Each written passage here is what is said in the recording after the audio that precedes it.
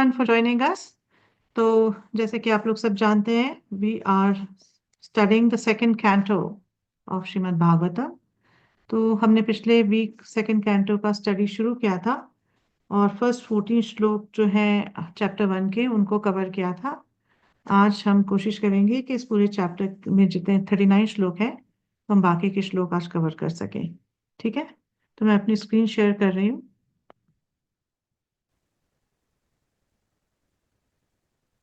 Okay, तो इस chapter का नाम है the first step in God realization या ईश अनुभूति का प्रथम सोपान. तो हर हर टाइम की तरह शुरू करने से पहले हम मंगलाचरण करेंगे, कुछ और वर्सेस चैंट करेंगे and then we will start. तो मंगलाचरण आप सबकी स्क्रीन पे आ रहा है, तो आप इसको मेरे साथ फॉलो कर सकते हैं. ओम अज्ञानतिमिरान्धस्य ज्ञानाञ्जनशलाकया चक्षुरुन्मिलितं येन तस्मै श्रीगुरुवे नमः. श्रीचैतन्यमनोभीष्टं स्थापितं येन भूतले स्वयं रूपः कदा मह्यं ददाति स्वपदान्तिकम्. वन्देऽहं श्रीगुरौ श्रीयुतपदकमलं श्रीगुरून् वैष्णवांश्च श्रीरूपं साग्रजातं सहगण रघुनाथान्वितं तं सजीवं साद्वैतां सावधूतं परिजनसहितं कृष्ण चैतन्य देवं श्रीराधा कृष्णा पदान् सहगण ललिता श्री विशाखान्वितांश्च. हे कृष्ण करुणा सिंधु दीनबंधु जगतपते गोपेश गोपिका कांत राधा कांत नमोस्तुते. तप्त कांचन गौरांगी राधे वृंदावनेश्वरी वृषभानुसुते देवी प्रणमामि हरिप्रिये. वाञ्छा कल्पतरुभ्यश्च कृपा सिन्धुभ्य एव च पतितानां पावनेभ्यो वैष्णवेभ्यो नमो नमः. जय श्री कृष्ण चैतन्य प्रभु नित्यानंद श्री अद्वैत गदाधर श्रीवासादि गौर भक्त वृंदा. हरे कृष्णा कृष्णा कृष्णा हरे हरे हरे रामा राम राम हरे हरे.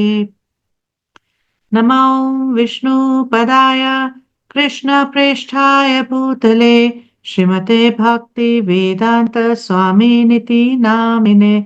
नमस्ते सरस्वते देवे गौरवाणी प्रचारिणे निर्विशेष शून्यवादी पाश्चात्य देश तारिणे. तो भागवतम करने से पहले शुरू हम कुछ और प्रणाम मंत्र करेंगे और उसके बाद भागवतम का पाठ शुरू करेंगे. ओम नमो भगवते वासुदेवाय.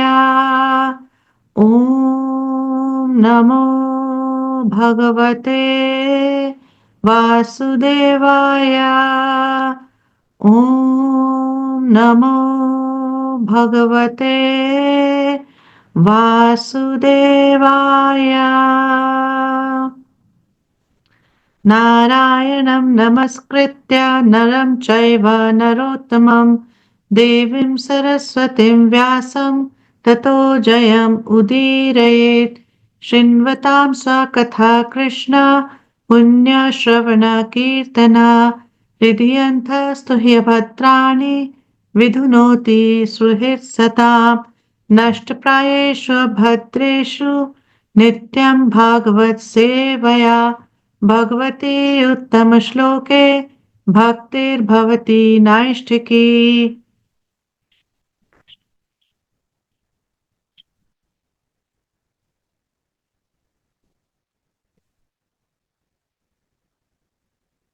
ओके, तो ये है सेकंड कैंटो के फर्स्ट चैप्टर का ब्रेकअप. हमने पिछली बार भी इसको देखा था. तो पहले से 11वें श्लोक तक हमने देखा कि पहले परीक्षित महाराज जो है जब प्रश्न पूछते हैं तो उसको सुखदेव गोस्वामी उनको क्या करते हैं, उनको बधाई देते हैं कि आपने बहुत अच्छा प्रश्न पूछा. और फिर सुखदेव गोस्वामी बताना शुरू करते हैं कि क्या नहीं सुनना चाहिए और क्या नहीं सोचना चाहिए. और उसके बाद 5वें से 11वें श्लोक में सुखदेव गोस्वामी बताते हैं भक्ति योग के बारे में. और 12वें से 14वें में सुखदेव गोस्वामी बताते हैं कि ये जरूरी नहीं है कि किसी व्यक्ति की बहुत लंबी आयु हो तभी वो कुछ कर सके। अगर कोई व्यक्ति थोड़े समय में भी अगर ध्यान से भगवान की सेवा में लगता है, ध्यान से भक्ति योग में लगता है, तो थोड़े समय में भी अपने जीवन को जो उसका मनुष्य जीवन का लक्ष्य है वहां तक लेके जा सकता है। तो उसको प्रूव करने के लिए सुखदेव गोस्वामी ने खटवांग महाराज की जो कथा है वो परीक्षित महाराज को सुनाई। और प्रभुपाद जी इस पे कमेंट करते हैं और कहते हैं कि सुखदेव गोस्वामी ने क्यों खटवांग महाराज के बारे में बताया, क्योंकि परीक्षित महाराज क्या सोच रहे हैं कि भक्ति योग के बारे में सुखदेव गोस्वामी तो मुझे बता रहे हैं, लेकिन मेरे पास तो सिर्फ 7 दिन का समय बचा है। तो सुखदेव गोस्वामी उनको ये मतलब सांत्वना देना चाहते हैं कि एक्चुअली 7 दिन का समय बहुत लंबा है। खटवांग महाराज ने एक मुहूर्त में अपने जीवन को सफल बना लिया, तो आपके पास तो 7 दिन है, तो इस 7 दिन में तो आप बहुत कुछ कर सकते हो। तो यहां तक हमने पिछले हफ्ते देखा था। और आज हम देखेंगे 15वें श्लोक से 39वें तक। तो पहले कुछ श्लोकों में जो सुखदेव गोस्वामी हैं वो अष्टांग योग की पद्धति के बारे में बताएंगे। कि किस तरह से धारणा, जो कि मतलब भगवान में ध्यान कोई कैसे लगा सकता है। धारणा मतलब कि अपने मन को किस तरह से कोई कंट्रोल कर सकता है, और ध्यान और फिर समाधि किस तरह से अचीव होती है। और उसके बाद परीक्षित महाराज कुछ प्रश्न पूछेंगे, और उसके बाद उनके प्रश्न को सुनकर फिर सुखदेव गोस्वामी विराट पुरुष के बारे में बताएंगे, कि भगवान के विराट रूप के बारे में बताएंगे, और क्यों भगवान अपना विराट रूप प्रकट करते हैं इसके बारे में बताएंगे। ठीक है, तो आज हम 15 से 39 का सेक्शन कंप्लीट करेंगे। ओके, तो 15वें श्लोक में क्या हो रहा है, अब सुखदेव गोस्वामी कह रहे हैं 15वें श्लोक में कि मनुष्य को चाहिए कि जीवन के अंतकाल में मृत्यु से तनिक भी भयभीत ना हो, अपितु वह भौतिक शरीर से तथा उससे संबंधित सारे वस्तुएं एवं उससे संबंधित समस्त इच्छाओं से अपनी आसक्ति तोड़ ले। तो ये बहुत मतलब इम्पोर्टेंट यहाँ पर जो बात है, जो इंस्ट्रक्शन है, ये सुखदेव गोस्वामी कह रहे हैं। तो क्या कह रहे हैं कि मतलब हमें, एक व्यक्ति जिसने अपनी आसक्ति भौतिक जीवन से तोड़ ली है पूरी तरह से, जिसने अपने आप को पूरी तरह से विरक्त कर लिया इस भौतिक जीवन से, तो उसके लिए मृत्यु का भय नहीं रह जाता, उसके लिए मृत्यु का कोई मायने नहीं रह जाता, कोई भय नहीं रह जाता। तो यहाँ पे सुखदेव गोस्वामी जो है इसके बारे में बोल रहे हैं। हाँ, तो उसके लिए जो है पहला जो स्टेप है कि अष्टांग योग जब आप सुखदेव गोस्वामी बताने जा रहे हैं, तो पहला स्टेप उसका क्या है कि एक व्यक्ति को पूरी तरह से क्या हो जाना चाहिए, मृत्यु के भय से पूरी तरह से मुक्त हो जाना चाहिए, और उसको अपने जो भी भौतिक इच्छाएं हैं उससे भी पूरी तरह से मुक्त हो जाना चाहिए, और अपने आप को विरक्त कर लेना चाहिए। तो यहाँ पर जो वर्ड यूज हुआ है वो क्या है, असंग शस्त्रेण। हाँ, तो असंग शस्त्रेण का मतलब है कि जैसे शस्त्र लेके किसी चीज को काटा जाता है, तो शस्त्रेण, असंग शस्त्रेण मतलब इसी प्रकार एक व्यक्ति को शस्त्र जैसे जैसे काट के किसी चीज को अलग किया जाता है, उसी प्रकार किसी भी व्यक्ति को भौतिक इच्छाओं से अपने आप को अनासक्त कर लेना चाहिए। तो प्रभुपाद इसके तात्पर्य में बताते हैं कि जो मूर्ख लोग हैं, हाँ, जो मूर्ख लोग हैं उनको क्या लगता है कि ये संसार स्थायी जगह है, कि यहाँ पर हम हमेशा के लिए रह सकते हैं, और वो इस तरह से अलग अलग प्रकार के प्लान बनाते हैं, और ऐसी ऐसी व्यवस्था करते हैं as if they are going to live here for ever, as if कि वो यहाँ पर स्थायी रूप से रह सके। तो ये बहुत बड़ी मूर्खता है। हम आसपास अपने चारों तरफ लोगों को देखते हैं, मृत्यु उनकी होती है, वो अपने शरीर को त्यागते हैं, और जो उनका जो भी अरेंजमेंट है वो यहीं का यहीं रह जाता है। तो पहली बात तो यह है कि हम स्थायी नहीं है। अगर हमें यहाँ पर भौतिक जगत में जो हमारा ये भौतिक शरीर है वो स्थायी नहीं है, तो स्थायी अरेंजमेंट बनाने का क्या मकसद है। और दूसरी बात यह है कि इस भौतिक जगत में कोई भी ऐसी चीज नहीं है जो कि नाशवान नहीं है। हर चीज का नाश हो ही जाता है। किसी को 2 साल लगते हैं, किसी को 10 साल लगते हैं, किसी को 100 साल लगते हैं, बट हर चीज का नाश हो ही जाता है। तो सिर्फ एक मूर्ख व्यक्ति सोच सकता है कि यहाँ पे एक परमानेंट अरेंजमेंट किया जा सकता है। फिर प्रभुपाद जी बताते हैं कि भगवत गीता का प्राथमिक उद्देश्य है कि मतलब एक मनुष्य को यह समझ में आए कि मैं क्या हूं, मैं आत्मा हूं, मैं ये शरीर नहीं हूं, और ये शरीर जो है ये नाशवान है, और जो आत्मा है वो क्या है, शाश्वत है, इसका नाश कभी नहीं होता। तो जिस तरह से एक व्यक्ति पुराने जो कपड़े हैं उनको उतार के नए कपड़े पहन लेता है, तो उसी तरह से आत्मा एक शरीर का त्याग करके दूसरे शरीर में मतलब प्रवेश करती है। तो जो भी कोई बुद्धिमान है, कोई भी बुद्धिमान व्यक्ति को किस तरह से कार्य करना चाहिए? उसको इस तरह से कार्य करना चाहिए कि मुझे जो दूसरा जो अगला शरीर मिले, वो मुझे कम से कम इससे बेहतर शरीर मिले, इन द सेंस कि या तो मुझे मतलब भगवत धाम जाने का ऑप्शन मिले, मुझे पूरी तरह से एक आध्यात्मिक शरीर की प्राप्ति हो, और अगर मैं भगवत धाम ना भी जा पाऊं तो कम से कम इस तरह का शरीर मिले कि मुझे किसी भक्त के घर में जन्म मिल जाए, या किसी किसी अच्छी परिस्थिति में जन्म मिल जाए, जिससे कि मैं आगे चलकर भक्ति कर सकूं। क्योंकि इस जीवन में तो मैंने अपना जीवन जैसे तैसे बिता दिया, जैसे तैसे बर्बाद कर दिया, और पूरी तरह से भक्ति नहीं की। लेकिन कम से कम मुझे ये अरेंजमेंट तो करना ही चाहिए कि मुझे अगले जन्म में क्या हो, ये भक्ति को कंटिन्यू करने की अपॉर्चुनिटी प्राप्त हो। तो फिर प्रभुपाद जी अपने तात्पर्य में बताते हैं कि मतलब लोगों को क्या लगता है कि मतलब ये जो जीवन है यही सब कुछ है, और वो सारा जीवन इसी चीज में निकाल देते हैं कि मेरा घर, मेरे बच्चे, मेरी पत्नी, मेरा पति, हाँ मेरा मेरा राष्ट्र, हाँ मेरा देश, इस तरह से ही पूरा जीवन इन्हीं चीजों के चक्कर में निकाल देते हैं।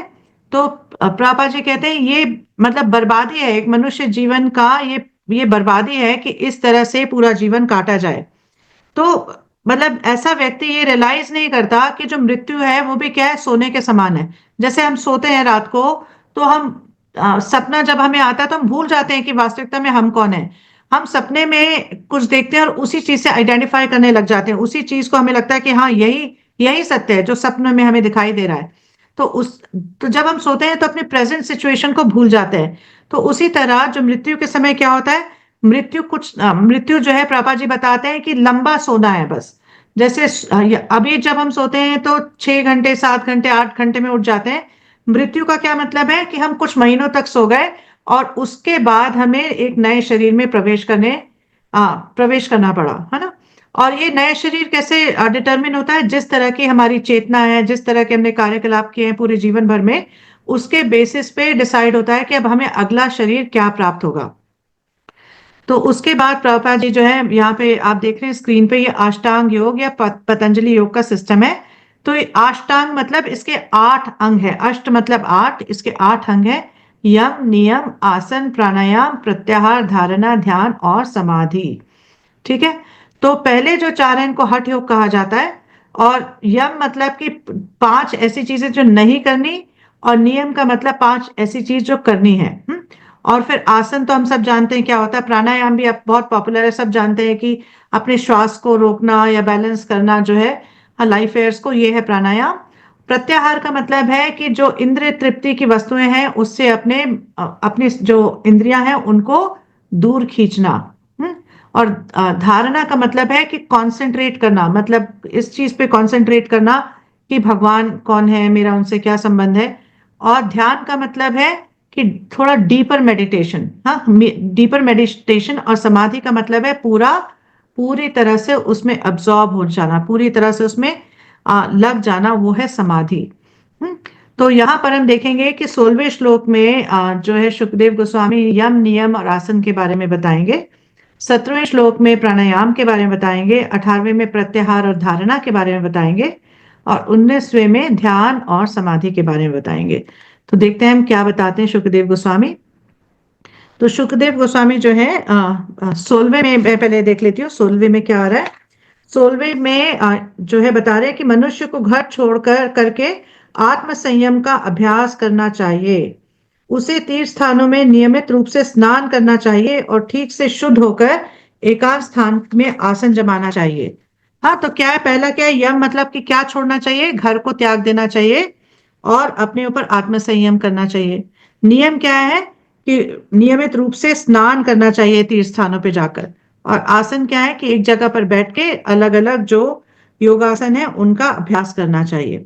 तो 16वें में जो सुखदेव गोस्वामी इसके बारे में बता रहे हैं।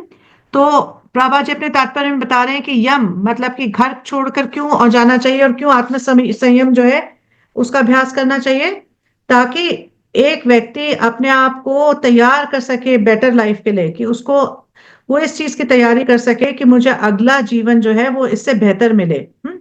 तो अगर हम उसी प्रभा जी कहते हैं कि अगर कोई व्यक्ति अपने घर में ही घुसा रहता है और घर में ही जितने भी लोग हैं उनसे बहुत उसको अटैचमेंट है, घर में जो फैमिली में जो कंफर्ट है, मतलब एक कंफर्टेबल सिचुएशन है, उससे बहुत ज्यादा अटैचमेंट है, लेकिन वो भक्ति के मार्ग में या अपना जीवन सुधारने के लिए कोई भी प्रयास अगर नहीं कर रहा है, तो उसका गारंटीड है कि अगला जन्म निम्न योनि में होगा। अगर कोई व्यक्ति मतलब बस अपना सारा जीवन अपने घर के लोगों में, घर में जो सुविधा है उसमें और घर बार देखने में ही निकाल दे, तो उसको अगला जीवन नीचे का जीवन मिलेगा, मतलब मनुष्य योनि से नीचे का जीवन मिलेगा।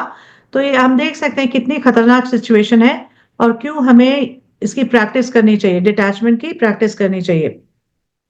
तो प्रभुपाद जी बताते हैं कि मतलब ये जो मॉडर्न सिविलाइजेशन है, हाँ, ये किस पे बेस्ड है कि ज्यादा से ज्यादा हमें क्या मिल सके, कंफर्ट मिल सके, है ना, ज्यादा से ज्यादा हमें सुख सुविधा मिल सके, ज्यादा से ज्यादा हम आराम से रह सके। तो ये मॉडर्न सिविलाइजेशन इसी पे बेस्ड है।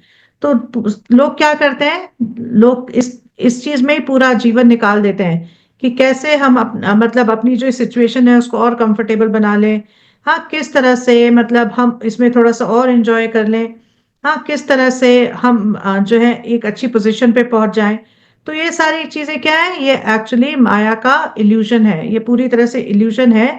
तो एक व्यक्ति, इसको कहते हैं ऐसे व्यक्ति को मोहग्रस्त है, इसको पता ही नहीं कि एक्चुअली में क्या करना चाहिए और क्या होगा। अंततः उसको मृत्यु का सामना करना पड़ेगा और उन सारी चीजों का त्याग करना पड़ेगा जिसको उसने सारा जीवन जो है इकट्ठा करने में लगा दिया। तो ऐसे समय में जब मृत्यु आती है तो ऐसा व्यक्ति बहुत ज्यादा विचलित हो जाता है, क्योंकि उसको आसक्ति है इन सब चीजों से, तो उसको जो है इस शरीर छोड़ने में बहुत तकलीफ होती है, क्योंकि वो इस स्थिति से बाहर नहीं जाना चाहता। तो प्रभुपाद जी बताते हैं कि जो सनातन धर्म है उसका प्राइम कर्तव्य क्या है, उसका प्राइम पर्पस क्या है, कि एक मनुष्य को किस तरह से ऐसे तैयार करना कि वो अगला जन्म जो है या अगला जो उसको शरीर मिले वो उससे बेटर मिले जो उसको इस समय मिल रखा है। तो मतलब उसकी सिचुएशन किस तरह से बेटर हो सके, ये सनातन धर्म का आ, ये सनातन धर्म का जो है पर्पस है। ठीक है, और फिर प्रभुपाद जी ये भी वार्न करते हैं कि एक व्यक्ति को माया से बहुत ज्यादा डर के रहना चाहिए। हाँ, मतलब ऐसा नहीं सोचना चाहिए कि अच्छा हम घर छोड़ के चले जाते हैं और कहीं और चले आएंगे, हमें घर छोड़ देते हैं, बहुत लोग ऐसा करते हैं। और हमारे शास्त्रों में भी ऐसे एग्जाम्पल आते हैं कि लोगों ने अपना घर छोड़ा और चले गए और वहां जाके थोड़े समय के बाद वही सब करने लग गए जो घर में कर रहे थे, मतलब कि अलग और डिफरेंट लोगों से अटैचमेंट बना लिया, वहां पे कंफर्टेबल होने की कोशिश की और वहां पे सारी सुख सुविधा इकट्ठी करनी शुरू कर दी। तो प्रभा जी कहते हैं कि ऐसा करने से कोई बहुत ज्यादा फायदा नहीं होने वाला। हाँ, ये बस मतलब नाम के लिए ही है कि आपने त्याग दिया है। तो बेसिकली जो क्या करना है, जो अपना मन है उसको, उसकी आसक्ति इन सब चीजों से निकालनी है, मन को अनासक्त करना है। हाँ, ताकि मन जो है वो एक्चुअली हमें इन सब चीजों के पीछे लेके जाता है, तो उससे हमें मन को पीछे खींचना है, तो अपने मन को कंट्रोल करना है। तो ये एक्चुअल में पर्पस है, हाँ, यम नियम और आसन का। फिर उसके बाद 17वें श्लोक में जो सुखदेव गोस्वामी बताते हैं कि मनुष्य उपयुक्त विधि से आसन जमाकर मन को तीन दिव्य अक्षरों अ उ म का स्मरण कराए और श्वास विधि को नियंत्रित करके मन को वश में करे, जिससे वह दिव्य बीज को नहीं भूले।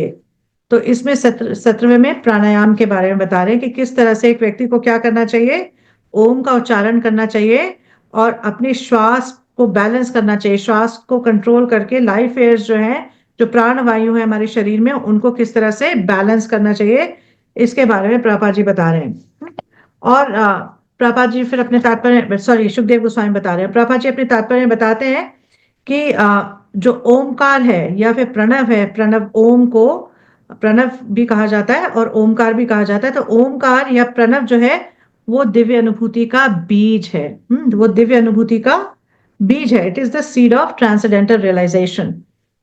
और ये तीन अक्षरों से बनता है, अ उ और म। ओम जो है वो तीन अक्षरों से बनता है, अ उ और म। तो प्रभुपाद जी कहते हैं कि मतलब जब हम ओम का उच्चारण करते हैं तो उसके साथ क्या होता है, प्राणायाम में श्वास को बैलेंस किया जाता है। हाँ, श्वास को बैलेंस किया जाता है। और जब ये ऐसे हम करते हैं, मतलब ओम की चैंटिंग करते हुए अपने लाइफ एयर्स को बैलेंस करने की कोशिश करते हैं, तो क्या होता है, हमारा मन जो है धीरे धीरे धीरे धीरे कंट्रोल में आना शुरू होता है। मन जो है, मतलब मन की जो इच्छाएं हैं इनको रोका नहीं जा सकता, लेकिन इनको रेगुलेट किया जा सकता है, या इनको दूसरी डायरेक्शन में डाइवर्ट किया जा सकता है। तो ओम चैंटिंग से क्या होता है, मन की जो गति है, अभी हम किस लिए इतना ज्यादा परेशान रहते हैं और क्यों हमारा मन एक जगह पे नहीं लगता, क्योंकि मन बहुत गतिशील है, बहुत जल्दी मतलब एक जगह से दूसरी जगह जा सकता है ना। अगर अभी मैंने कहा अमेरिका, तो इमीडिएटली आपका मन अमेरिका चला जाएगा, है ना। उसके लिए एक सेकंड भी नहीं लगता, it just in a moment it can just travel to another place. तो क्या मन बहुत गतिशील है, जब हम उसको अपनी श्वास वायु, अपनी प्राण वायु को कंट्रोल करते हैं और ओम का उच्चारण करते हैं, तो मन जो है धीरे धीरे धीरे धीरे शांत होना शुरू कर होता है, और उसकी जो गति है वो कम होना शुरू होती है। तो वो ऐसी स्थिति में आने लगता है कि उस पे कंट्रोल किया जा सके। ठीक है। और उसके बाद पापा जी बताते हैं कि मतलब जैसे भगवान भी बताते हैं 7वें चैप्टर में भागवत गीता के, कि ओम जो है वो मेरा ही साउंड रिप्रेजेंटेटिव है। मतलब ये बता रहे हैं कि भगवान, कि ओम और मतलब अगर कोई व्यक्ति कृष्ण का नाम बोले, ओम बोले, एक ही बात है। तो प्रभुपाद जी लेकिन इसके लिए बताते हैं कि भक्त क्या करते हैं, हरे कृष्ण महामंत्र का जप करते हैं, और जितने भी वैदिक मंत्र हैं वो ओम से शुरू होते हैं, है ना। तो ओम फिर उससे शुरू होते हैं, लेकिन हम हरे कृष्ण महामंत्र का जप करते हैं, क्योंकि ओम जो है वो मतलब भगवान को रिप्रेजेंट तो कर रहा है, लेकिन बहुत स्पेसिफिक नहीं है। लेकिन हरे कृष्ण महामंत्र जो है वो बहुत स्पेसिफिक है। उसमें ये मतलब बिल्कुल क्लियरली मतलब हम ये बताते हैं कि हम कृष्ण को एड्रेस कर रहे हैं, राधा रानी को एड्रेस कर रहे हैं। हाँ, लेकिन ओम जो है उसमें क्या है, ओम मतलब प्रभा जी बताते हैं ओम हरि ओम का क्या मतलब है, कि हे भगवान, हाँ, हे परम पुरुष भगवान, इसका ये मतलब है। लेकिन हरे कृष्ण महामंत्र का क्या मतलब है, कि कृष्ण, हे राधा रानी, मुझे आप कृष्ण की सेवा में लगाइए, ये हरे कृष्ण महामंत्र का मतलब है। तो जो भक्त हैं इसलिए ओम की चैंटिंग नहीं करते, हरे कृष्ण महामंत्र की चैंटिंग करते हैं। फिर 18वें श्लोक में हम देखते हैं कि सुखदेव गोस्वामी कहते हैं कि धीरे धीरे जब मन उत्तरोत्तर आध्यात्मिक हो जाए, तो उसे इंद्रिय कार्यों से खींच लिया जाए, विलग कर लिया जाए, इसे इंद्रिया बुद्धि द्वारा वशीभूत हो जाएंगी। इस इससे भौतिक कार्यकलापों में लीन मन भी भगवान की सेवा में प्रवृत्त किया जा सकता है, और पूर्ण दिव्य भाव में स्थिर हो सकता है।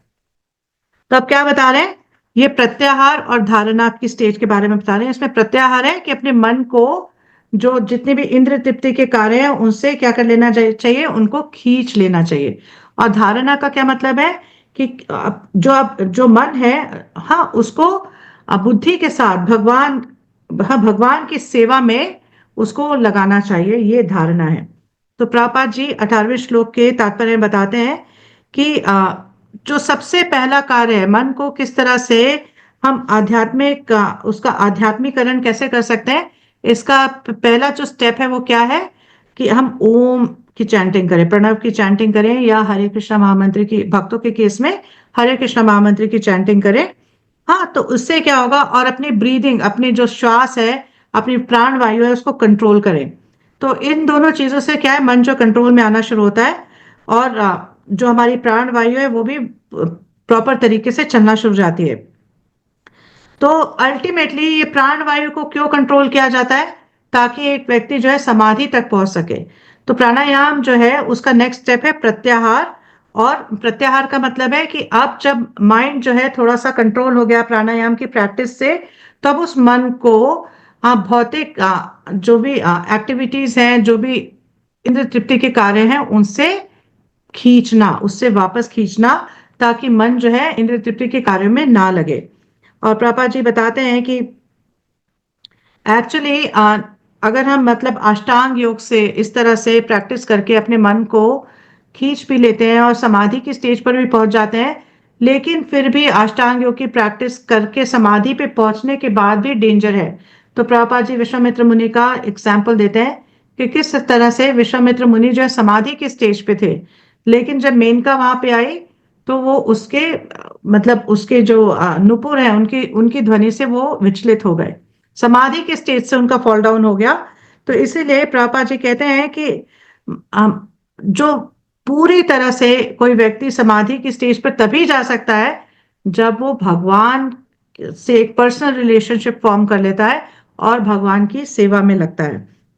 तो सुखदेव गोस्वामी ये रेकमेंड करते हैं कि हमें जो है मतलब डायरेक्ट प्रोसेस में लगना चाहिए। डायरेक्ट प्रोसेस क्या है? भक्ति योग का प्रोसेस, कि हमें भगवान की सेवा में लग जाना चाहिए। और जब हम भगवान की सेवा में लग जाएंगे, किस तरह से? नवदा भक्ति के प्रैक्टिस से। नवदा भक्ति मतलब श्रवणम कीर्तनम विष्णु स्मरणम इत्यादि, है ना, 9 प्रोसेस, जिसके बारे में हम कई बार डिस्कस कर चुके हैं।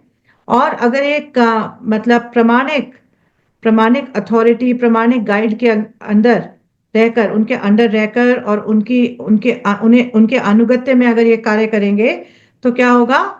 तो हम सही तरीके से अपने मन पर काबू भी पा सकेंगे और समाधि की स्टेज पे पहुंच सकेंगे, जहां से एक व्यक्ति का फॉल डाउन नहीं होगा, जहां से वो गिरेगा नहीं। फिर 19वें श्लोक में जो सुखदेव गोस्वामी बताते हैं, तत्पश्चात श्री विष्णु उसके पूर्ण शरीर की अवधारणा को हटाए बिना एक एक करके विष्णु के अंगों का ध्यान करना चाहिए। इस तरह मन समस्त इंद्र विषयों से मुक्त हो जाता है। तब चिंतन के लिए कोई अन्य वस्तु नहीं रह जाती। चूंकि भगवान विष्णु परम सत्य हैं, अतएव केवल उन्हीं के मन पूर्ण रूप से निमग्न हो जाता है, उन्हीं में मन पूर्ण रूप से निमग्न हो जाता है। तो क्या बता रहे हैं कि उसके बाद क्या करना चाहिए? भगवान के जो अंग हैं, अलग अलग अंग, उन पे अपना ध्यान लगाना चाहिए।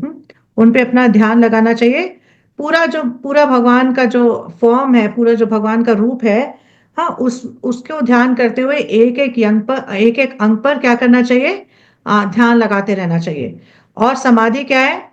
कि मतलब पूरी तरह से जब मन जो है विष्णु में लीन हो जाए, मतलब कोई और ध्यान ही ना आए, कोई और तरीके का कोई थॉट ही ना आए, पूरी तरह से जो मन है वो भगवान के रूप में निमग्न हो जाए, ये समाधि है। तो अ, जो सुखदेव गोस्वामी, अब हम ये सोच सकते हैं कि क्या जरूरत है सुखदेव गोस्वामी को ये प्रोसेस बताने के लिए?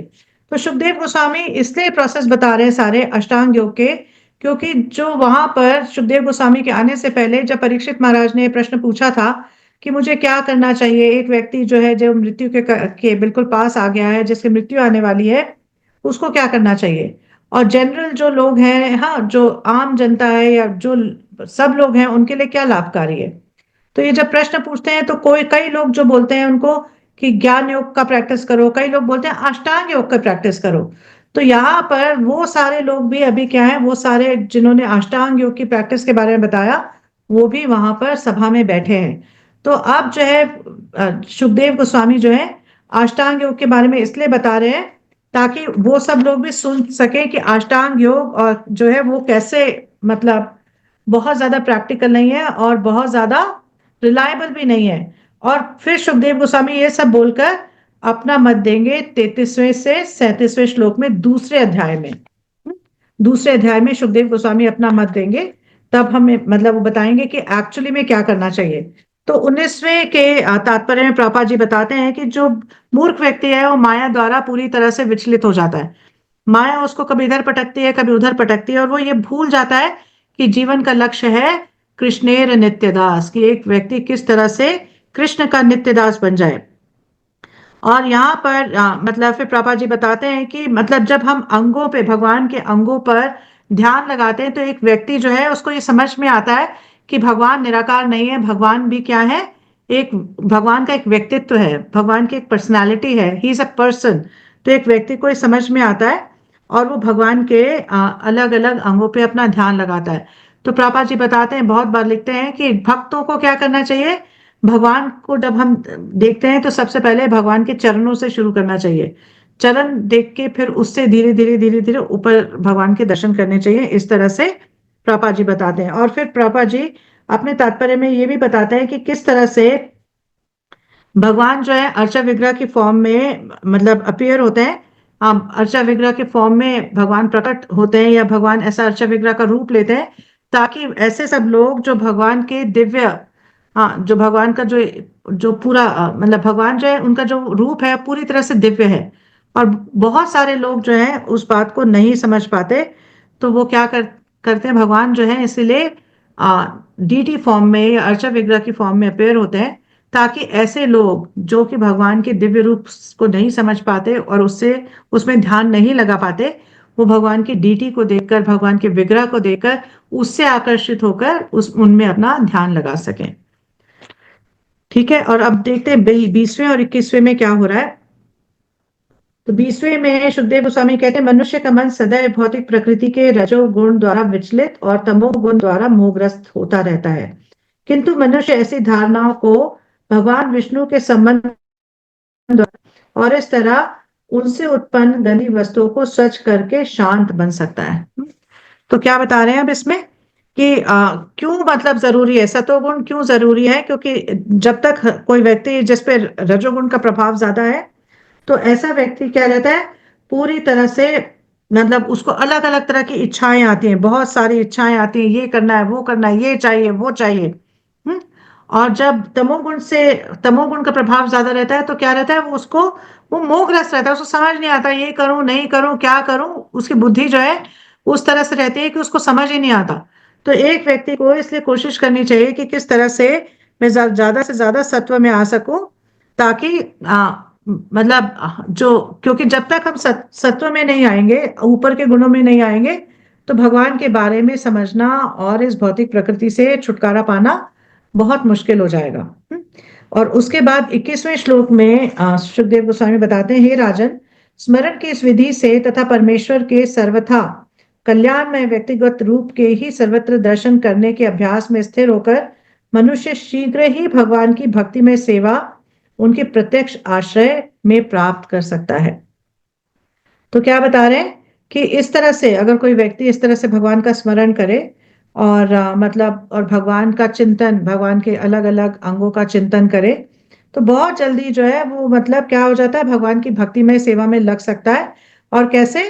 प्रत्यक्ष आश्रय में, भगवान के मतलब डायरेक्ट शेल्टर में this person can perform devotional service. तो यहाँ पर हमारे आचार्य बताते हैं कि भक्ति मिश्र योग के बारे में बता रहे हैं। तो जब योग ज्यादा है और उसमें थोड़ी भक्ति है, तो उसको बोला जाता है भक्ति मिश्र योग। और जब भक्ति ज्यादा है और उसमें थोड़ा सा योग का कंटेमिनेशन है, तो उसको बोलते हैं योग मिश्र भक्ति। तो यहाँ पर भक्ति मिश्र योग के बारे में बताया जा रहा है। तो प्रभुपाद जी इसके बारे में बताते हैं कि किस तरह से कोई भी कार्य में, कोई भी अगर मतलब किसी भी प्रकार की योग में अगर सफलता प्राप्त करनी है, तो वो भक्ति जब तक नहीं है, जब तक भक्तिमय भाव नहीं है किसी व्यक्ति का, उसको किसी भी प्रकार की योग में सफलता नहीं मिल सकती। तो भक्ति का होना हर योग में जरूरी है, अगर आप उस योग की सफलता को प्राप्त करना चाहते हैं। हम्म, और उसके बाद हम देखते हैं कि क्या हो रहा है। अब इसके बाद परीक्षित महाराज जो है प्रश्न पूछेंगे। हाँ, प्रश्न पूछते हैं परीक्षित महाराज, 3 प्रश्न पूछेंगे। हम्म, तो सबसे पहले 22वां पढ़ते हैं, जिसमें परीक्षित महाराज पूछ रहे हैं, सभा के शाली राजा परीक्षित ने आगे पूछा, हे ब्राह्मण, कृपा करके विस्तार में ये बताएं कि मन को कहाँ और कैसे लगाया जाए, पहला प्रश्न। हम्म, दूसरा, और धारणा में किस तरह स्थिर किया जाए, सेकंड। और कि मनुष्य का मन का सारा मैल हटाया जा सके, तीसरा। तो ये 3 प्रश्न जो है, ये परीक्षित महाराज 22वें श्लोक में पूछते हैं। तो पहले श्लोक का आंसर जो सुखदेव गोस्वामी 23वें श्लोक में देंगे, दूसरे श्लोक का आंसर, दूसरे क्वेश्चन का आंसर जो सुखदेव गोस्वामी 24वें और 25वें श्लोक में देंगे। और फिर थोड़ा सा उसका पार्ट जो है वो सेकंड चैप्टर में, दूसरे अध्याय में देंगे। और तीसरे क्वेश्चन का आंसर अब जो है मतलब सुखदेव गोस्वामी बताएंगे कि धारणा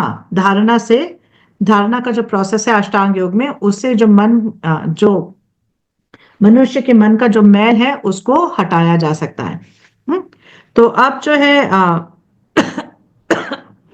कोई ये सोच सकता है कि परीक्षित महाराज तो जो है शुद्ध भक्त है, उनको ऐसे सब प्रश्न करने की क्या जरूरत है धारणा के बारे में, हाँ अष्टांग योग के बारे में, ये इस तरह के प्रश्न क्यों कर रहे हैं?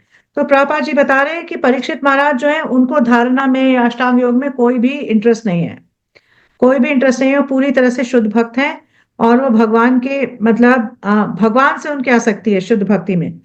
तो वो लेकिन ये प्रश्न इसलिए पूछ रहे हैं क्योंकि जो लोग हैं, जो ऐसे लोग हैं जो भक्ति भक्ति को इमीडिएटली प्रैक्टिस नहीं कर सकते, जो अष्टांग योग का के रास्ते से आगे बढ़ना चाहते हैं और जिनमें अभी इतनी सुकृति नहीं है कि वो भक्ति में डायरेक्टली आ सके, तो उनका उद्धार कैसे होगा? तो उनको किस तरह से आगे चलकर सफलता प्राप्त होगी, तो उनके लिए जो है आ, परीक्षित महाराज ये प्रश्न पूछ रहे हैं। ठीक है। और प्रभुपाद जी अपने तात्पर्य में बताते हैं कि जो हमारी जो मूल जो कारण है, हाँ, जो मूल कारण है वो क्या है? तो बद्ध जीव के हृदय की सारी मलिनता का मूल कारण क्या है? उसका मूल कारण है हमारे जो है भौतिक जीवन में, हाँ, भौतिक जीवन में आसक्ति। हम्म, और उसी वजह से इस जो मलिनता है हमारे हृदय की, उसकी वजह से हमें अनेक अनेक अनेक प्रकार के कष्ट भोगने पड़ते हैं। जो भौतिक जीवन में हम सबको अलग अलग प्रकार के कष्ट भोगने पड़ते हैं, उसका रीजन है कंटैमिनेटेड हार्ट या मलिन हृदय। और जब तक ये मलिनता को आप हटाएंगे नहीं या हम हटाएंगे नहीं, तब तक हमें ये कष्ट भोगते रहना पड़ेगा। तो ये बहुत जरूरी है, ये बात हमें समझनी चाहिए कि हमारे कष्टों के कारण दूसरे लोग नहीं है। हम्म? बहुत बार जब हमें कष्ट आता है तो हम ये ब्लेम गेम खेलते हैं कि उसकी वजह से हो गया, उस स्थिति की वजह से हो गया। या फिर हम ऐसा सोचते हैं कि अगर मैंने ऐसा नहीं किया होता तो ये नहीं होता। हमें समझना चाहिए कि एक्चुअली में जो रूट कॉज है, जो रूट कॉज है वो क्या है? कि हमारा जो हृदय है वो कंटैमिनेटेड है, हम जो है अनर्थों से घिरे हुए हैं और इस वजह से ही ये कष्ट आ रहे हैं। हम्म, और ये जो कंटेमिनेशन है, ये जो मलिनता है, कैसे आती है? कि जब हम भौतिक जीवन में अलग प्रकार के अलग अलग प्रकार के कार्यकलाप करते हैं, इस भौतिक जगत में जब से हम आए हैं तब से हम इस भौतिक जीवन में अलग अलग प्रकार के कार्यकलाप कर रहे हैं, अलग अलग तरीकों से यहाँ पर इंद्र तृप्ति करने की कोशिश कर रहे हैं। ये कोशिश कर रहे हैं कि किस तरह से मुझे आ, मतलब हमेशा के लिए सुख प्राप्त हो सके।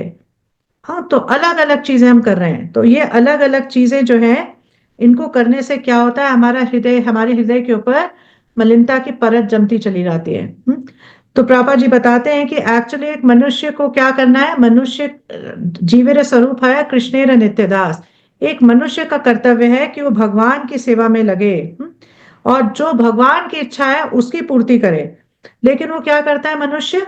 भगवान की सेवा को छोड़कर अपनी इंद्रियों, अपने मन की सेवा में लग जाता है, और जो उसकी उसके हृदय में अलग अलग प्रकार की जो इच्छाएं उत्पन्न होती हैं, उनकी पूर्ति में लग जाता है। तो ये जो इच्छाओं की पूर्ति करते करते वो क्या होता है?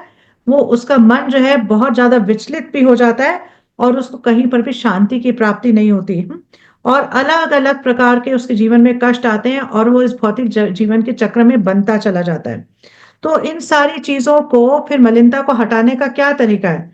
तो पापा जी बताते हैं कि सिर्फ जब तक कोई व्यक्ति भगवान के एसोसिएशन में नहीं आता, मतलब भगवान के साथ जब तक किसी प्रकार का संबंध वो स्थापित नहीं करता, तब तक इस मलिनता से छुटकारा नहीं पाया जा सकता, है ना? तो जैसे ही भगवान के कांटेक्ट में आते हैं, हाँ, तो धीरे धीरे ये मलिनता जो है ये हमारे हृदय से निकलना शुरू हो जाती है।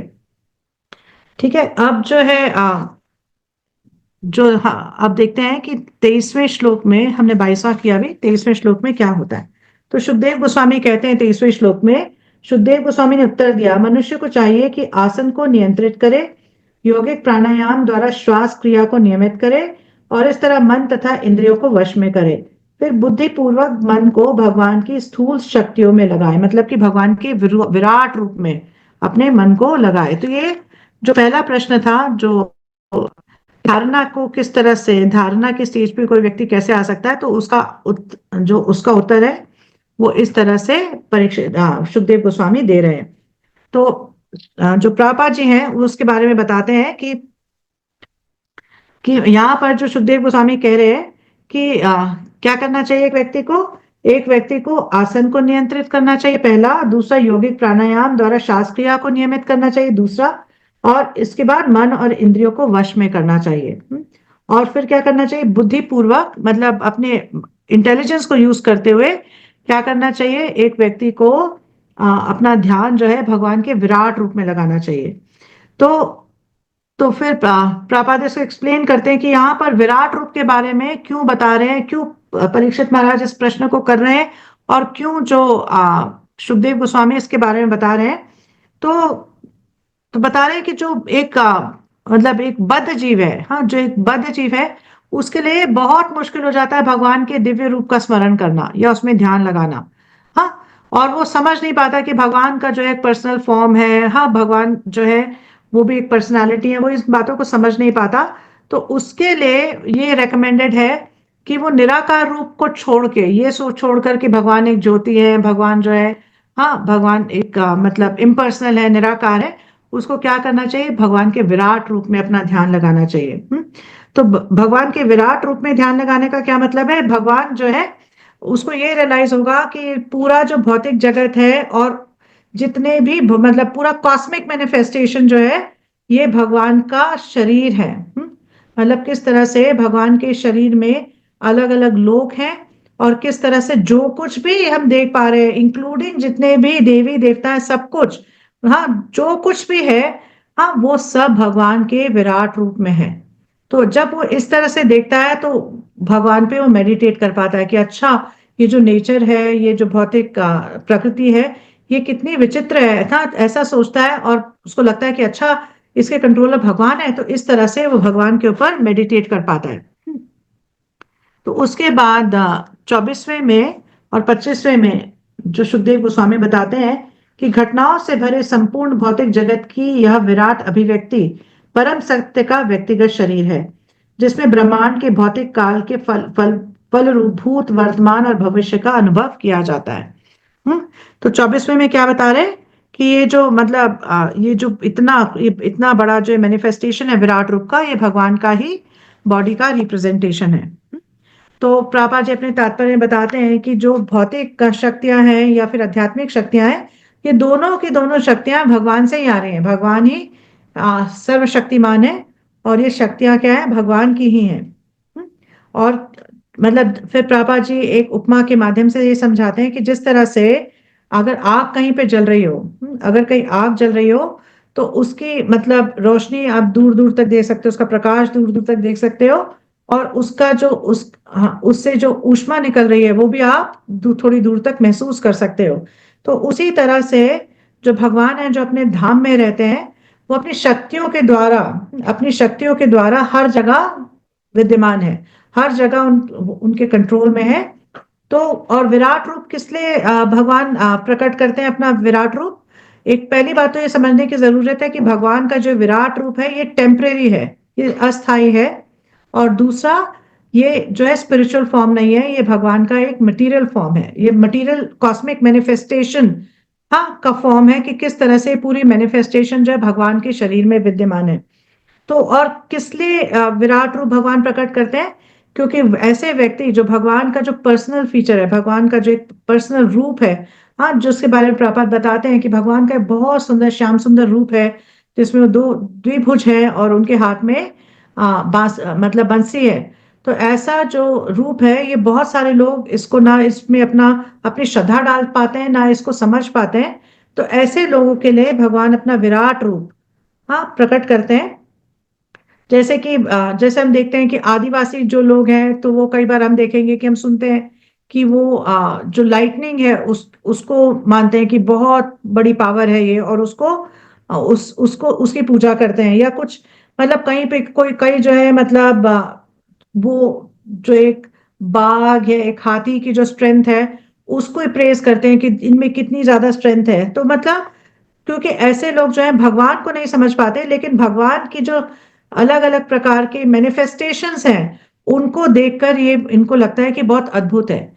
तो उसमें ये अपनी श्रद्धा डाल पाते हैं, तो इसीलिए भगवान अपना विराट रूप जो है प्रकट करते हैं, ताकि ऐसे लोग जिनकी श्रद्धा भगवान के पर्सनल फॉर्म में नहीं है, उनको भी मतलब वो भी भगवान के किसी फॉर्म पे मेडिटेट कर सके, और धीरे धीरे कर कर आगे मतलब उनकी भी उन्नति हो, उनकी भी आध्यात्मिक उन्नति हो, और उनके भी हृदय का प्यूरिफिकेशन हो।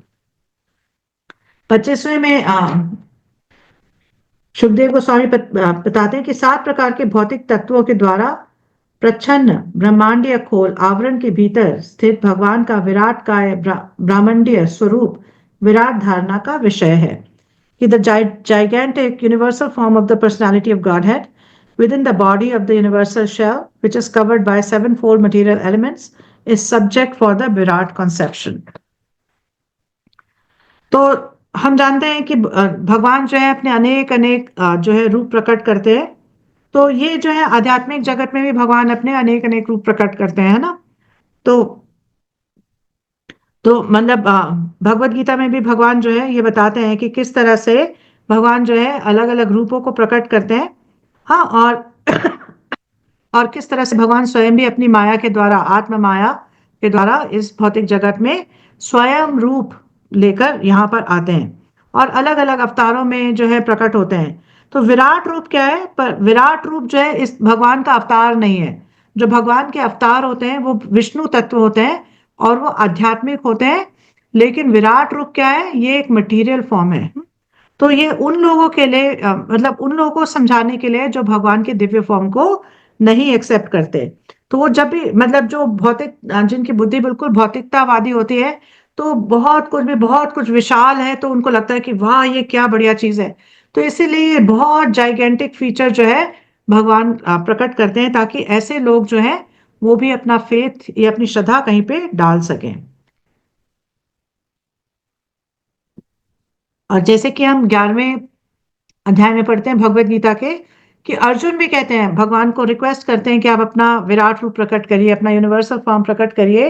तो अर्जुन क्यों कराना चाहते हैं? क्योंकि अर्जुन जानते हैं कि कलयुग में जैसे जैसे कलयुग बढ़ेगा तो बहुत सारे ऐसे ढोंगी लोग आएंगे जो अपने आप को ये बताएंगे कि मैं भगवान हूं। तो जब अगर हम भगवान के विराट रूप के बारे में पढ़ते हैं, भगवान के विराट रूप के बारे में जानते हैं, तो जैसे ऐसे ढोंगी लोग हमारे जीवन में आएंगे तो हम उनको ये क्वेश्चन कर सकते हैं ना कि अगर आप वास्तविकता में भगवान है तो दिखाइए अपना विराट रूप। आप विराट रूप जब तक नहीं दिखाएंगे हम कैसे मान लें कि आप भगवान हैं? तो इस तरह से मतलब एक हमारे लिए चेक एंड बैलेंस भी है कि किस तरह से मतलब हम आगे चलकर जो बहुत सारे ऐसा मिथ्याचारी ढोंगी टाइप लोग आएंगे जो ये प्रिटेंड करेंगे, ये क्लेम करेंगे कि मैं भगवान हूं, तो उनको हम किस तरह से छाट सकें कि एक्चुअली में ये भगवान के अवतार हैं या कोई ढोंगी है। तो ये भी एक तरीका है कि ऐसे लोग पूछ सकते हैं कि आप अपना जो है विराट रूप प्रकट करिए। 26वें में देखते हैं क्या हो रहा है। 26वें में सुखदेव गोस्वामी कह रहे हैं, जिन पुरुषों ने इसकी अनुभूति की है उन्होंने ये अध्ययन किया है कि पाताल नाम से जाने वाले ग्रह मंडल विराट पुरुष के पांवों के तलवे हैं तथा उनकी एड़ियां और पंजे रसातल ग्रह समूह हैं। टखने महातल लोक हैं और उनकी पिंडलियां तलातल लोक हैं। अब यहाँ पर सुखदेव गोस्वामी इस बात का वर्णन कर रहे हैं कि कैसे अलग अलग 14 जो है प्लानिटरी सिस्टम्स हैं इस भौतिक जगत में, 14 लोक हैं। तो ये 14 लोक इस विराट पुरुष के शरीर में किस तरह से लोकेटेड है, अब इसके बारे में सुखदेव गोस्वामी यहाँ पे बता रहे हैं। तो क्या बता रहे हैं कि जो पताल है वो क्या है?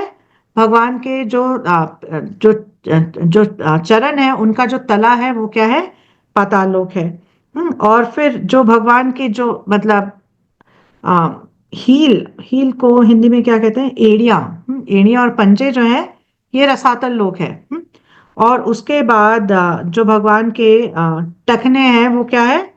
महातल लोक है, यानी कि एंकल्स। और फिर उसके बाद पिंडलियां जो है वो तलातल लोक हैं। तो मतलब द शैंक्स, जो शैंक्स हैं दे आर तलातल लोक। तो इसके बारे में बता रहे हैं कि इस तरह से भगवान के शरीर में जो अनेक लोक हैं इस तरह से मतलब लोकेटेड हैं।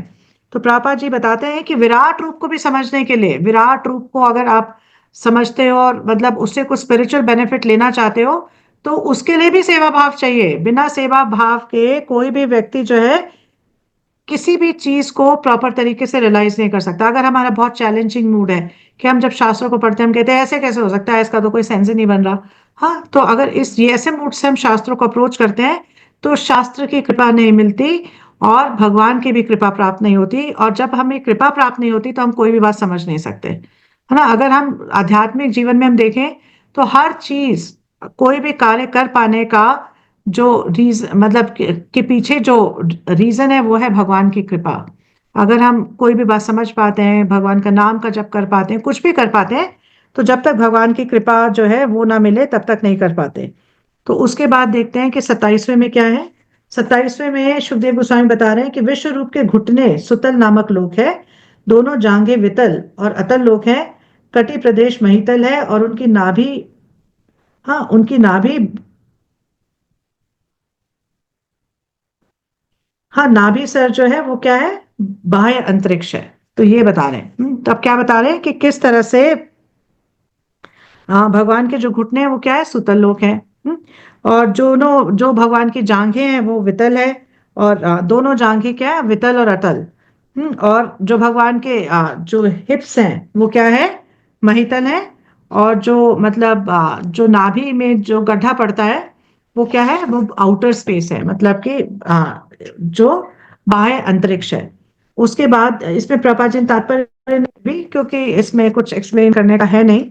28वें में बता रहे हैं कि विराट रूप वाले आदि पुरुष की छाती ज्योतिष्क स्वर्ग लोक है, उनकी गर्दन महरलोक है, उनका मुख जनलोक है, उनका मस्तक तपलोक है, सर्वोच्च लोक जिसे सत्यलोक का कहते हैं, 1000 सिरों मस्तिष्क वाले उन आदि पुरुष का सर है।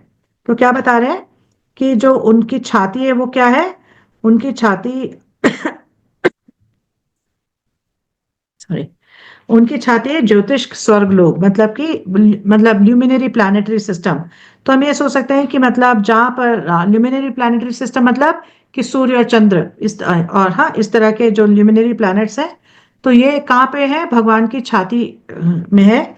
और जो उनकी गर्दन है वो क्या है, महर लोक है। हम्म, और उनका जो माउथ है, मुंह है, वो क्या है, मुख है जनलोक। और उनका जो मस्तक है वो क्या है, उनका मस्तक है तपलोक।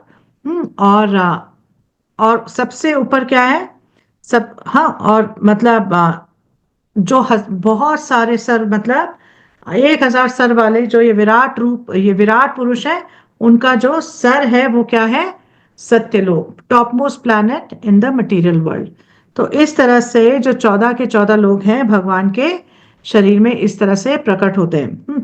तो प्रभा जी इसके बारे में बताते हैं कि तप जो सत्यलोक है वो क्या है, सत्यलोक ब्रह्मा जी का प्लैनेट है। सत्यलोक जो है वो ब्रह्मा जी का प्लैनेट है। और यहाँ पर उनके साथ कौन कौन वास करते हैं, विष्णु और शिव भी कई बार वास करते हैं, जो कि यहाँ पर इस भौतिक जगत में अनेक चीजों को कंट्रोल करने के लिए एक्ट करते हैं। जो हम सुनते हैं ना कि 3 गुणावतार, हाँ कि भगवान जो है उनके 3 गुणावतार हैं, वो क्या है, विष्णु ब्रह्मा और शिव। तो ये तीनों गुणावतार यहाँ सत्यलोक में वास करते हैं। तो प्रभा जी ऐसा बता रहे हैं। और उसके बाद बता रहे हैं कि मतलब इस तरह से, मतलब हम जानते हैं कि जो कारण सागर है, जिसमें कारण दक्षाय विष्णु जो है लेटते हैं, और उनके शरीर से अनेक अनेक अनेक अनेक ब्रह्मांड प्रकट होते हैं। तो इस तरह से एक ब्रह्मांड में इस ऐसे मतलब इस तरह से अनेक अनेक लोग इस तरह से जो है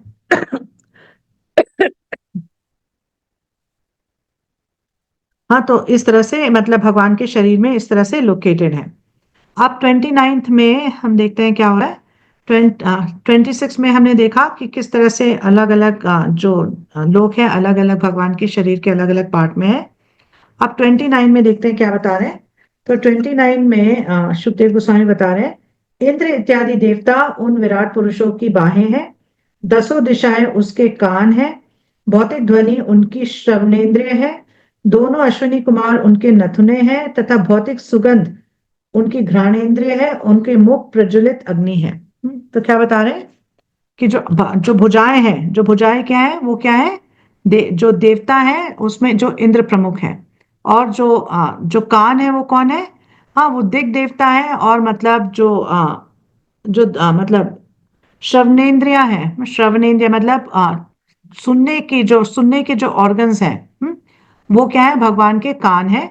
और मतलब जो हमारी इसको एक्चुअली मैं इसको अब कॉम्प्लिकेट नहीं करना चाहती, ये सेकंड कैंटो के एंड में हम इसके बारे में पढ़ेंगे कि कैसे हमारी इंद्रियां जो हैं 2 लेवल्स पे होती हैं। एक तो जो हम दिखते हैं ग्रॉस बॉडी पे, और एक सटल बॉडी, मतलब एक सटल बॉडी में भी हमारी इंद्रियां होती हैं। तो उसके बारे में हम आराम से सेकंड कैंटो के एंड में पढ़ेंगे। तो मैं भी, आप इसको अभी एज इट इज आप समझ लो, बहुत ज्यादा कुछ इसमें घुसने की जरूरत नहीं है। हाँ, तो इस तरह से जो है सुखदेव गोस्वामी बता रहे हैं। और फिर सुखदेव गोस्वामी प्रभुपाद जी तो अपने तात्पर्य में बताते हैं कि मतलब हमने भगवत गीता में भगवान के विराट रूप के बारे में सुना, लेकिन हम क्या देख रहे हैं कि श्रीमद् भागवतम में उससे और ज्यादा डिटेल में बताया जा रहा है।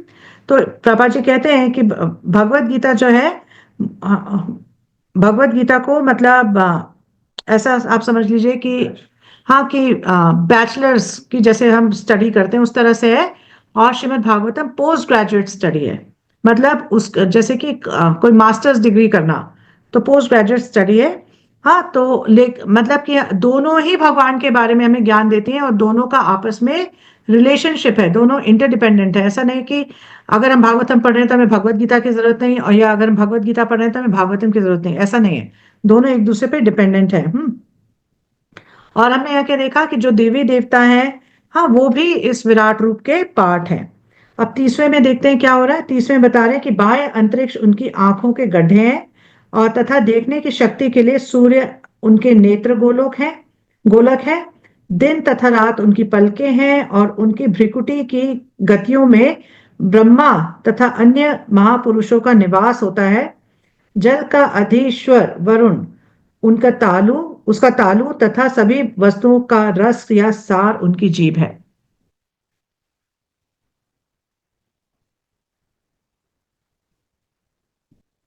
ठीक है।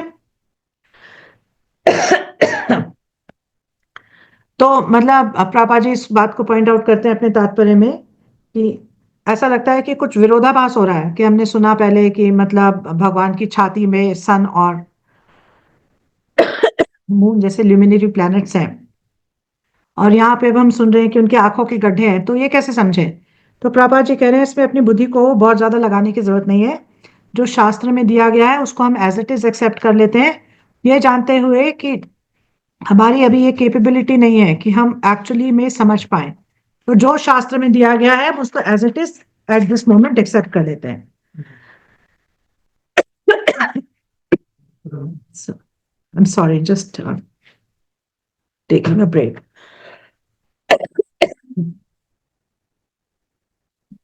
धीरे धीरे बोलो।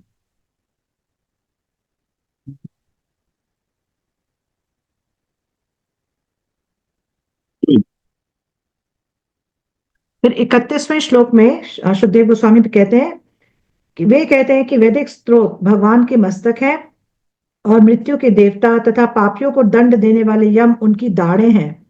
स्नेह की कला ही उनके दांतों की पंक्ति है, और सर्वाधिक मोहिनी माया ही उनकी मुस्कान है।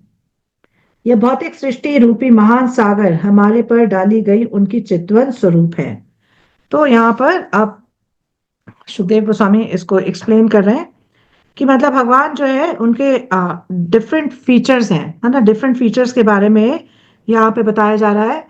तो भगवान जो है जब अपनी अपने मतलब अपना दृष्टिपात करते हैं ना, दृष्टिपात करते हैं महत्व तत्व पे, तब ये पूरी भौतिक सृष्टि जो है वो आरंभ होती है। और यहाँ पे यमराज जी के बारे में प्रभा जी अपने तात्पर्य में बताते हैं कि यमराज जी कौन है।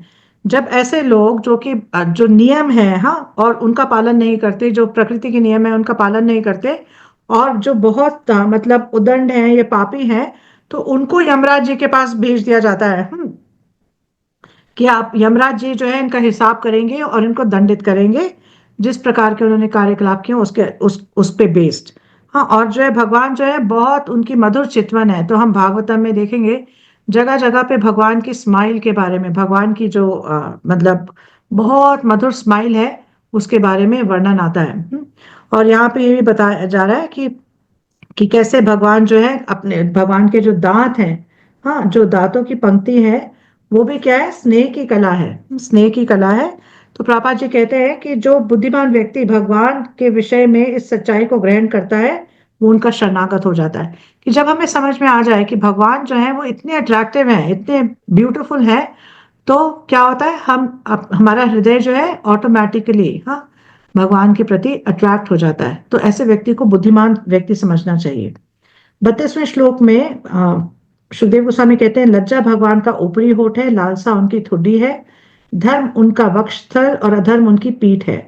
भौतिक जगत में समस्त जीवों के जनक ब्रह्मा जी उनकी जनेंद्रिय हैं, और मित्र वरुण उनके दोनों अंडकोश हैं, सागर उनकी कमर है, और पर्वत उनकी अस्थियों के समूह है।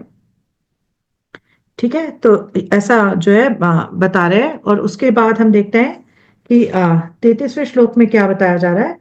सुखदेव गोस्वामी कहते हैं, हे राजा, नदियां उस विराट रूप शरीर की नसें हैं, वृक्ष उनके रोम है, और सर्वशक्तिमान वायु उनकी श्वास है।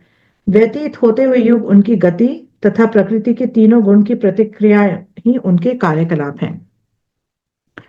तो प्रभुपाद जी अपने तात्पर्य में बताते हैं कि मतलब जो भगवान है, परम भगवान जो है, वो कोई मतलब ऐसा नहीं है कि जड़ पत्थर है।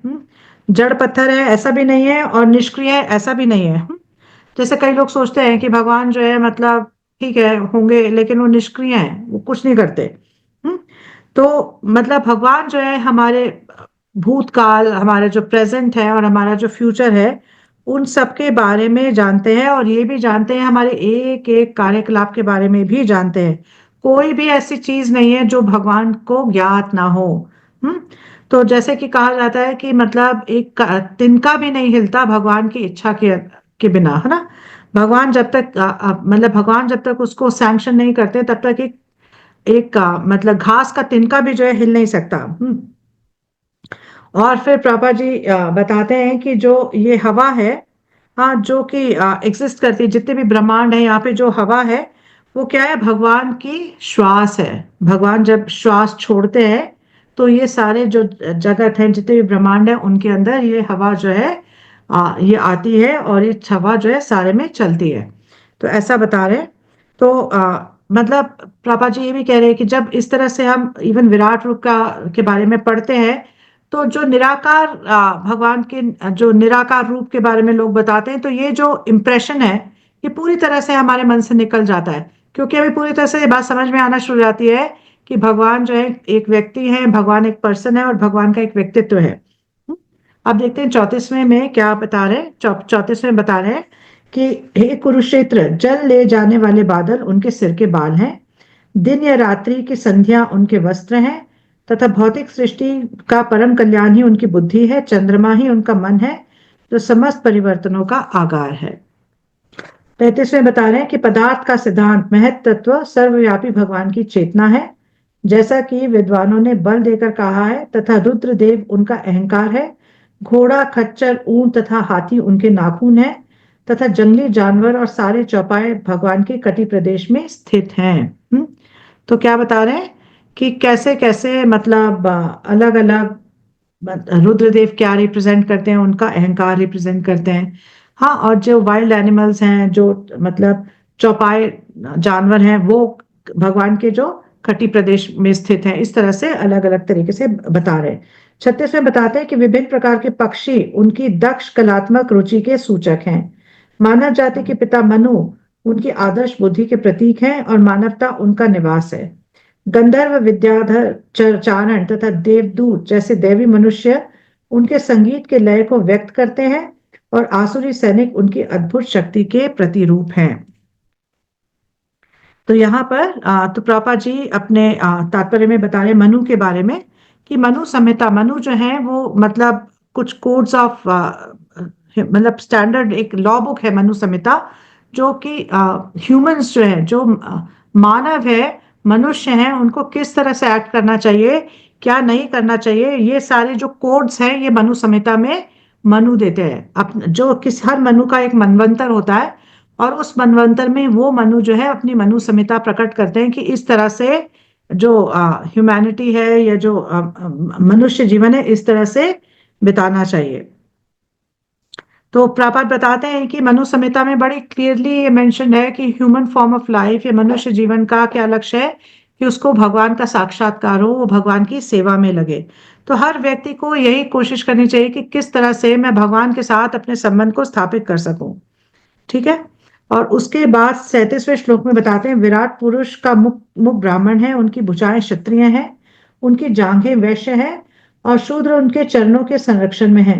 सारे पूज्य देवता उनमें सन्निहित है, और यह प्रत्येक जीव व्यक्ति का कर्तव्य है कि भगवान को प्रसन्न करने के लिए यथासंभव वस्तुओं से यज्ञ संपन्न करे। हम्म, ठीक है। तो क्या बता रहे हैं कि मतलब क्या करना चाहिए हर व्यक्ति को, उसको ऐसा ऐसे बिहेव करना चाहिए, इस तरह के सैक्रिफाइसेस करने चाहिए जिससे कि भगवान प्रसन्न हो। और कलयुग में क्या यज्ञ बताया गया है, हरिनाम संकीर्तन, हाँ ये कलयुग का यज्ञ है। तो हम सबको हरिनाम संकीर्तन करके भगवान को प्रसन्न करने की कोशिश करनी चाहिए। 38वें में सुखदेव गोस्वामी कहते हैं, इस प्रकार मैंने आपको भगवान के स्थूल भौतिक विराट रूप की अवधारणा का वर्णन किया।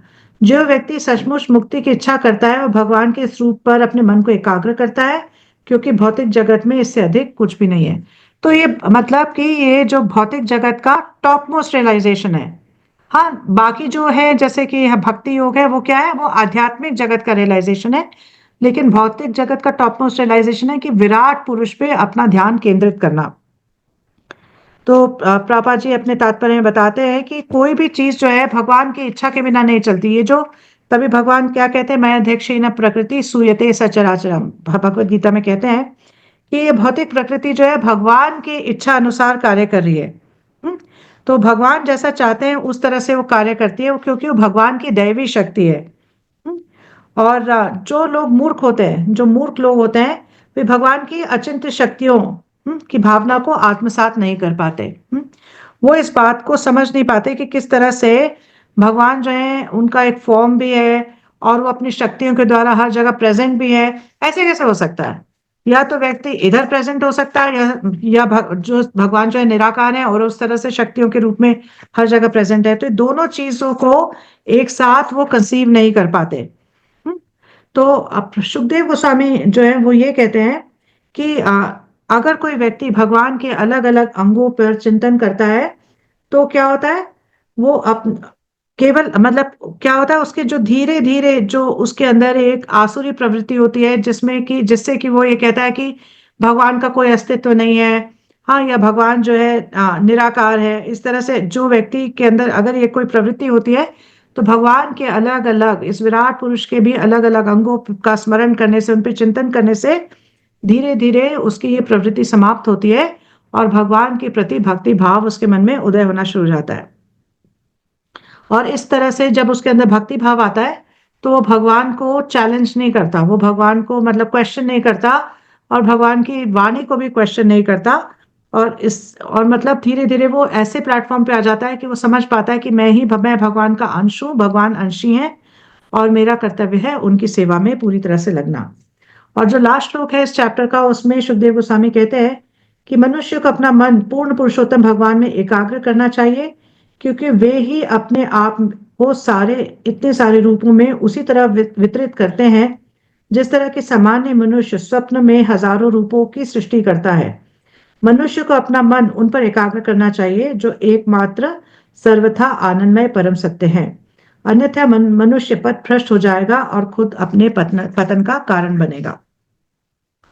तो इसके बारे में सुखदेव प्रभा जी इसके तात्पर्य में बताते हैं कि यहाँ पर इस पर्टिकुलर श्लोक में, जो कि आखिरी श्लोक है इस चैप्टर का, तो सुखदेव गोस्वामी जो है भक्ति योग के बारे में बता रहे हैं कि किस तरह से मतलब उन्होंने अष्टांग योग के बारे में बताया, फिर विराट पुरुष पे ध्यान के बारे में बताया।